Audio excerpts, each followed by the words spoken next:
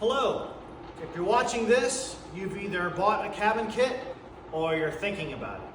So what I wanted to do is talk about the base of the A-frame cabin. So this particular one is for the 10x10. This is Scout. Say hi, Scout. There she is. This is for the 10x10 with the 2-foot overhang and the 2-foot porch. So what I've done is this is all cut. This is all laid out. Nothing is screwed together yet. So these boards here have the joist hangers attached, so there'll be no need for measuring.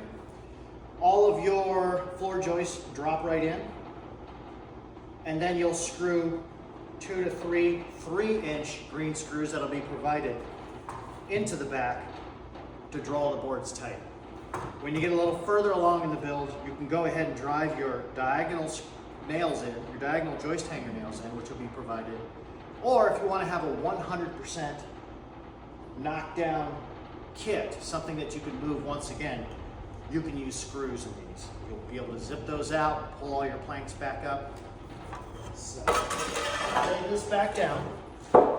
And then when this is all put together, one of the biggest things, here's my tape measure, is that you want a good diagonal measurement from corner to corner. So this one's going to be roughly, don't quote me, but 170 inches from this corner to that corner and from that corner to that corner. That way you'll know you'll have a perfect square. So for instance, these aren't even attached, but I'll give you an example. This is 165 and a half, and if I were, that board just moved, if I were to measure the other side, that should be the same, you have a perfect square. Now, the one thing I did want to point out is you can have a perfect square, but it still not be right. And this is what happens. If these end boards have the slightest bend, either a bend out or a bend in, and all of these supports are screwed in so that your base looks like this or your base looks like that, you could still potentially have accurate diagonal measurements that are the same, but you'll have a bow either in or out on your end walls. And that's what we don't want. So when you have this thing together, before you actually put the joist nails or screws into the joists themselves, you can run a string from this end down to the other end and sight to see if you're absolutely square.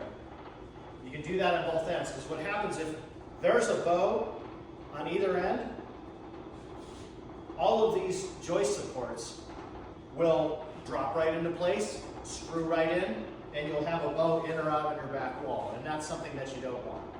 So diagonal measurements to make sure you're square, and then make sure you're front and back. You could use a board, although the quality of lumber nowadays, it might be hard to find a straight board, or a string, a plumb bob, or maybe a chalk line would do you there. Now, this is all 2x6 pressure treated lumber. It's on 2-foot centers. If you want to add bracing diagonally in the corners, if you want to add more stringer support here, you can. But I don't feel that there's any need for what it is. But time is of the essence when you're dealing with wet wood. So if you leave this stacked outside, or if you start putting it together and you quit for a time, you might start having some undesired bowing in your wood. One of the tools that I like to use, and I'm going to start offering these, are these welding clamps. So these welding clamps slide quickly.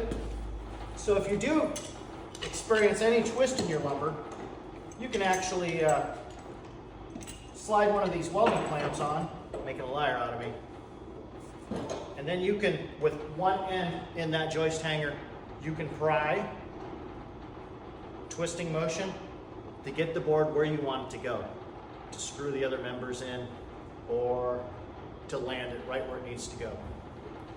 So this will probably be required for the rafters, since the rafters are so long, And also, if you have a bow that you can't seem to bring back in, you can use ratchet straps. You can put a ratchet strap around the end of that and then ratchet it to a corner, let's say.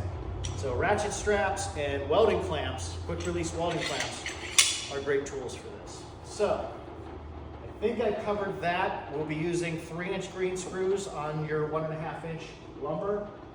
And on these corners, these are bent reinforcements. They're already nailed on the ends. You'll bring your piece in, your front fascia here, and you'll just nail those in. Or use screws, however you desire.